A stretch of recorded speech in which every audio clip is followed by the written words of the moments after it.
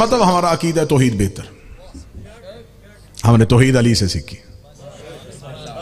अब आगे आ गया अकीदा रिसालत, हमारा सबसे जुदा, क्योंकि हमने नबी की वजह से अली को मानना है।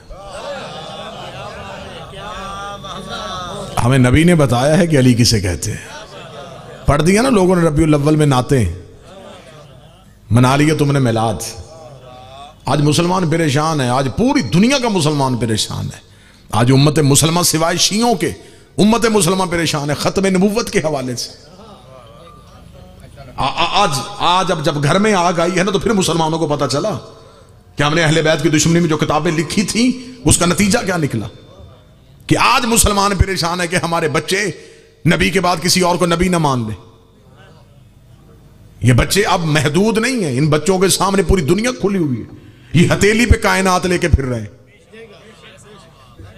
कोई भी गैर मजहब हमारे बच्चे को गुमराह ना कर ले। आए दिन कहीं से कोई नबी होने का दावा, कहीं से कोई नबी होने का दावा। आज यूनिवर्सिटियों में लेक्चर दिए जा रहे हैं, मस्जिदों में सेमिनार किए जा रहे हैं, कॉन्फ्रेंस की जा रहे हैं, खत्म नबूवत खत्म नबूवत खत्म नबूवत कॉन्फ्रेंस। नबी के बाद कोई नबी नहीं, नबी के बाद कोई नबी नहीं। मुझे नहीं पता इस समझ में कितने शिया बैठे कितने सुन्नी बैठे हैं, लेकिन मुझे आले मोहम्मद की इज्जत की कसम है, मेरे अंदर की आग है जो मुसलमान होने की हैसियत से मैं जाहिर करने लगा हूं। आज मुसलमानों को पता चला है कि हमने नबी की खत्म नबूवत का तहफ्फुज करना है। जब तुमने हदीसें लिखी थी तब तुम्हें याद होना चाहिए था। तुमने तब हदीस क्यों लिखी थी कि नबी ने कहा था कि मेरे बाद नबी होता तो फलां होता, मेरे बाद नबी होता तो फलां होता। इसका मतलब तुमने नबूवत का दरवाजा खुला छोड़ा है, तो आज नबूवत पे हमले हो रहे हैं। हम बड़े मुतमईन हैं क्योंकि हमने मोहम्मद रसूलुल्लाह के बाद दरवाजा खुला नहीं रखा। हमने अलीयुन वलीउल्लाह पढ़ लिया है। अलीयुन वलीउल्लाह पढ़ा के हमने बच्चों को बता दिया है कि बेटा जब अली जैसा बनता नबी नहीं बन सकता, फिर किसी कम्मी की औकात ही क्या। हम मुतमईन हैं,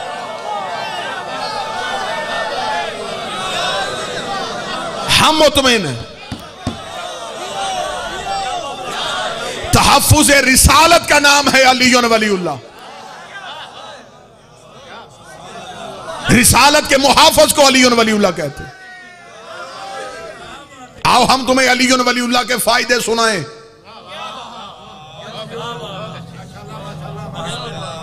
आज शिया होकर भी जो विलायत अली की दुश्मनी हो रही है, दरअसल ये रिसालत की दुश्मनी। मोहम्मद रसूलुल्लाह के फौरन बाद अलीयुन वलीउल्लाह। बिस्मिल्लाह सरकार। अलीयुन वलीउल्लाह ज़ाकिर अहले बैत जनाब सैयद कमर रज़ा नकवी साहब इंतहाई बेहतरीन लहजे के ज़ाकिर, आपको बेहतरीन कसाइद सुनाएंगे। इसका मतलब हमारा अकीदा नबूवत लोगों से अच्छा है। हमें अली ने बताया कि रसूल का एहतराम कैसे करना। मौला अली की पूरी सीरत उठाकर देखो, मौला अली की पूरी जिंदगी में नबी के सामने क्यों क्या कैसे है ही नहीं। जब भी कहा लब्बैक या रसूल अल्लाह, ये लब्बैक या रसूल अल्लाह अली कहते थे और फिर लब्बैक कह के भागते नहीं थे।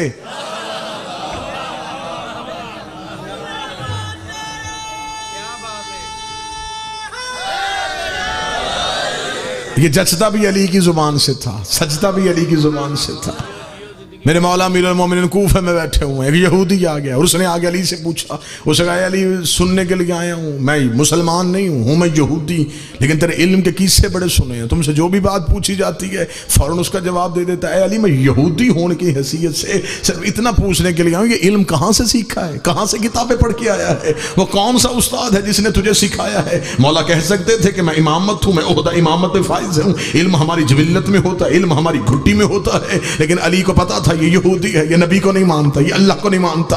अब अली ने उसे दीन सिखाना था। अली के जुमले आज भी नहजुल बलागा में है। मौलाना ने फरमाया क्या तू नबी को मानता है, उसे मैं नहीं मानता। अली ने फरमाया हाज़ा सिफ़तुल इल्म, हाज़ा लुआब रसूलुल्लाह मज़क्कनी ज़क्कन ज़क्का, ये मेरे सीने में जो इल्म है ये रसूल के लुआब चूसने का असर है, ये रसूल के लुआब चूसने का असर है, ये रसूल के लुआब चूसने का असर है। इतना जुमला कहना था, यहूदी ने अपना सर अली के कदमों पर रखा, कहने लगा या अली फिर हाथ बढ़ाइए, मुझे उस मोहम्मद का कलमा पढ़ाइए। अली की आवाज़ है ये मुसलमान क्यों होने लगा है। उसे कहा तेरा इल्म बता रहा है, जिसका शागिर्द ऐसा है वो उस्ताद कैसा होगा, जिसका गुलाम ऐसा है वो नबी कैसा होगा। जल्दी कर मुझे कलमा पढ़वा दे। अली ने कलमा पढ़वाया, वो ला इलाहा इल्लल्लाह मुहम्मद रसूलुल्लाह अली वलीउल्लाह पढ़ता हुआ दरबार अमीरुल मोमिनीन से बाहर गया। या एक बूढ़ा उठ के खड़ा हो गया, उसने कहा अच्छा तो आज पता चला है ये कमाल तेरा तो नहीं, ये तो हमारे नबी का है। ये इल्म तेरा तो नहीं, ये तो हमारे नबी की वजह से है। अली की आवाज आई, शर्म कर जाहिल न बन, अभी लुआब बोला है, लहू तो बोला ही नहीं है, अभी तो लुआब पैगंबर बोला।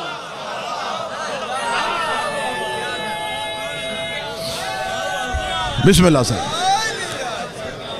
ये जो दुनिया में जितना इल्म फैला है ये लुआब है, अभी लहू तो बोलेगा जब काबे की छत पे आएगा, फिर वो इल्म के सीनों को चीरेगा और मार्फत की हकीकतें बाहर निकाल निकाल के फेंके। लिहाजा आज भी दुनिया से सदा है हमारा अकीदा नबुव्वत सबसे बेहतर, क्योंकि हमने अलीयुन वलीउल्लाह से मोहम्मद रसूलुल्लाह सीखा है। हमारे अकीदा नबुव्वत पे किसी बंदे को कोई शक नहीं है। पुरअमन तरीन कौम है, मुहज्जब तरीन कौम है।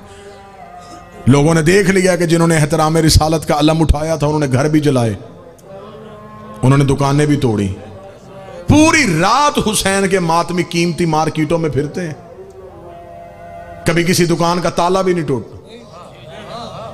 और दुकानदार भी मुतमिन होकर घर सोया होता है, उसे पता है हुसैनी कभी चोर नहीं होता।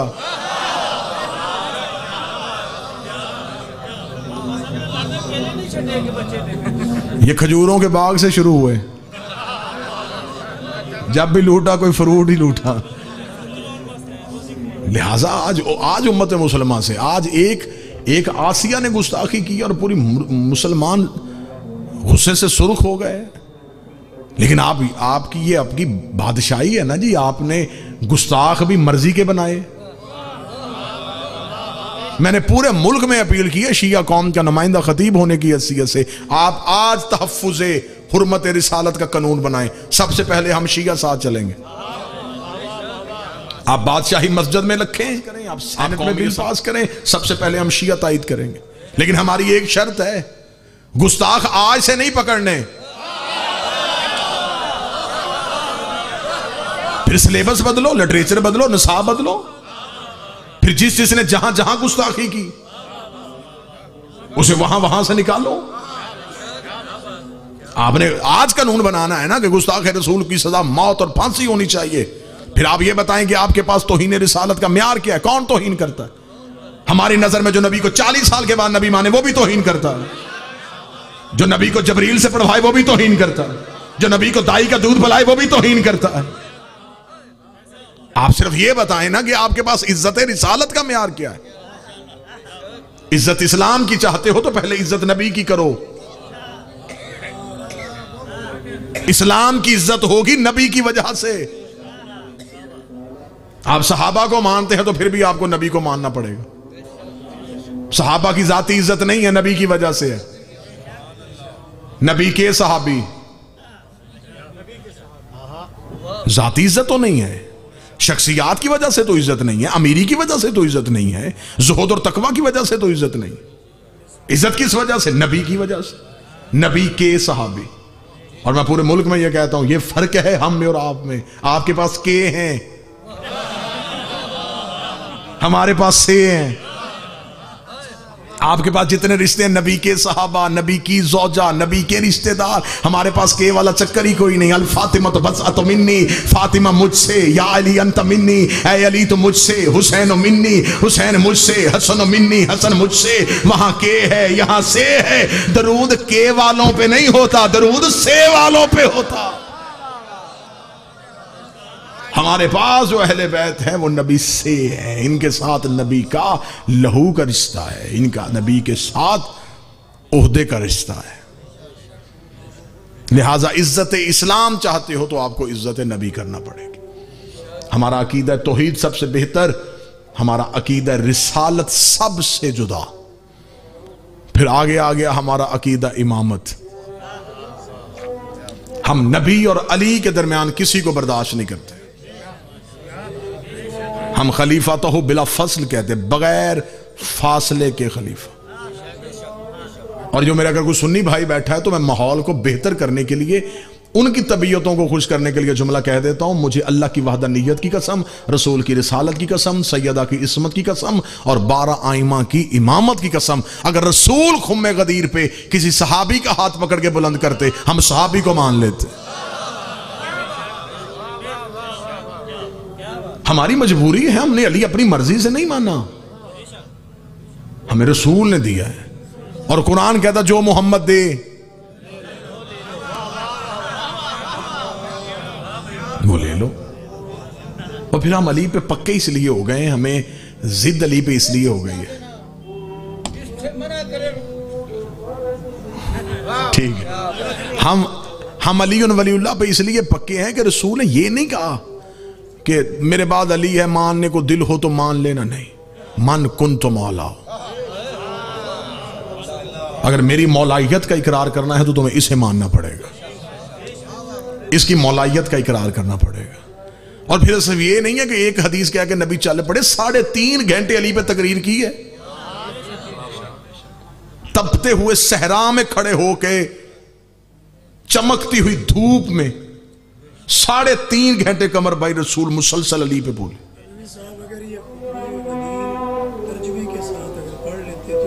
बेशक बेशक बेशक 3.5 घंटे का खुतबा, और 3.5 घंटे का खुतबा क्या, चले मैं लफ्ज खताबत का कह देता हूं। गदीर में माहौल क्या था सरकार, बानी ला इलाहा इल्लल्लाह था, जाकर मोहम्मद रसूलुल्लाह था, मौजू अली और वलीउल्लाह था, और मजमा सारा रजी अल्लाह था।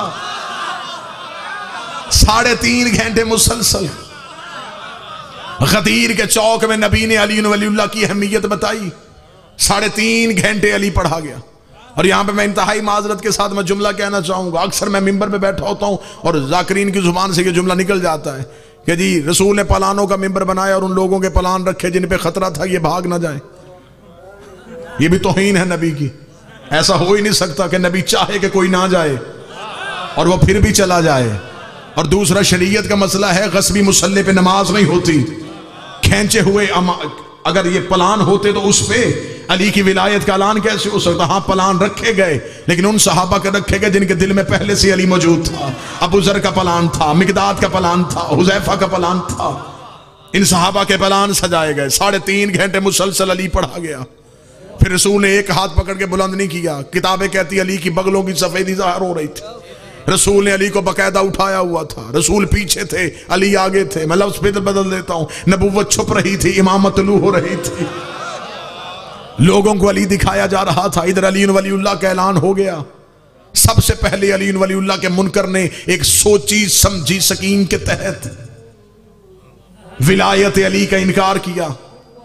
और यह जज्बाती फैसला नहीं था, इसके पीछे एक पूरी साजिश थी।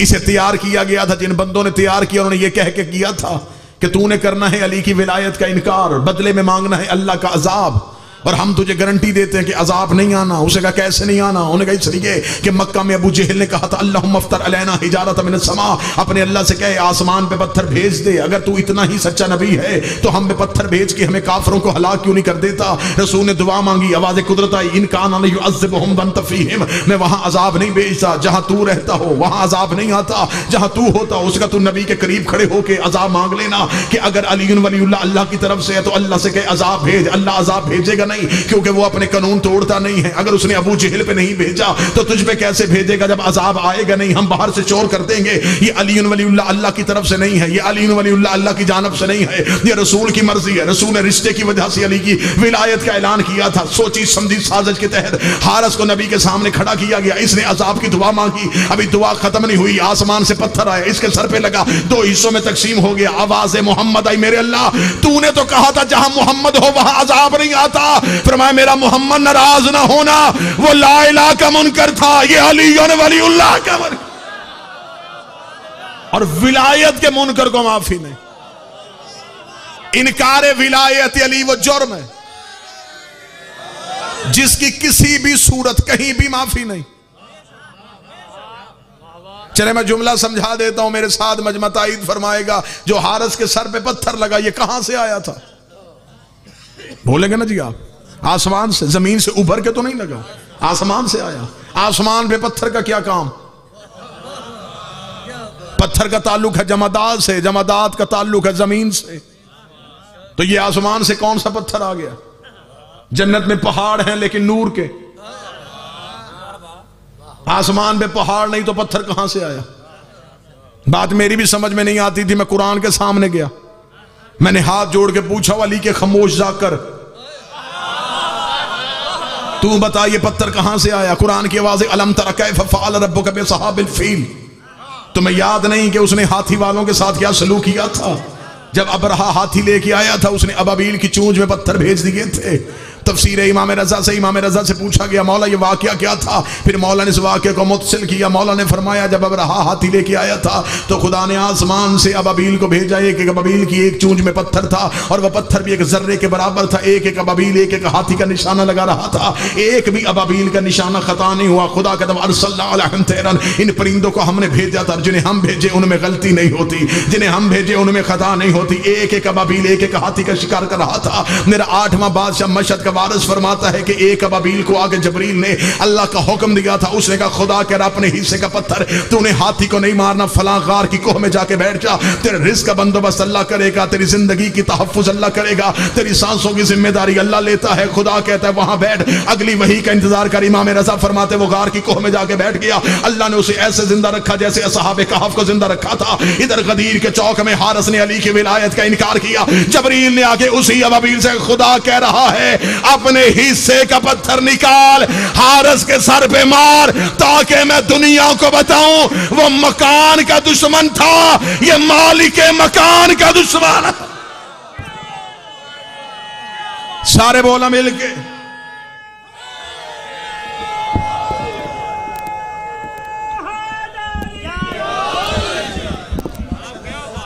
इनकार विलायत अली वो जुर्म है जिसकी माफी नहीं। अली वलीउल्लाह का इनकार ना करना, किसी भी आसरे पे ना करना। हर आसरा दुनिया का आसरा है, अली क़यामत का आसरा है। अली कब्र के सहारे का नाम है, अली गुनहगार की टेक का नाम है। तुम्हारे पास अल्लाह की बारगाह में जो पर्ची चलनी है सिफारिश की, उस पर्ची का नाम विलायत अली। अली वलीउल्लाह ना छोड़ना, विलायत अली पे एक लम्हे के लिए भी समझौता ना करना। जमाना और तेज हो जाएगा, जिंदगी और मुश्किल हो जाएगी, सांस लेना बोझल हो जाएगा, लेकिन विलायत अली है इम्तिहानों का नाम। कूफे में आके एक शख्स ने कहा था, मौला आपकी मोहब्बत मेरे दिल में आ रही है। फरमाया तन्हा रहने के लिए तैयार हो जा। जब विलायत अली आती है तो सबसे पहले दुनिया उसे छोड़ती, क्योंकि अली और दुनिया एक जगह पर रह नहीं सकते। अली ने दुनिया को तलाक दी है। जहां दुनिया रहती हो अली तो वहां से गुजरता भी नहीं है। दुनियादारी रखनी है तो फिर अली को छोड़ना पड़ेगा, अली रखना है तो फिर दुनिया को छोड़ना पड़ेगा। घर जल जाए जलवा देना, कत्ल होना पड़ जाए गर्दन दे देना, कैद होना पड़े जिस्म दे देना। विलायत अली पे समझौता ना करना। इस अली वलीउल्लाह को बचाती बचाती बेटियां शाम के बाजार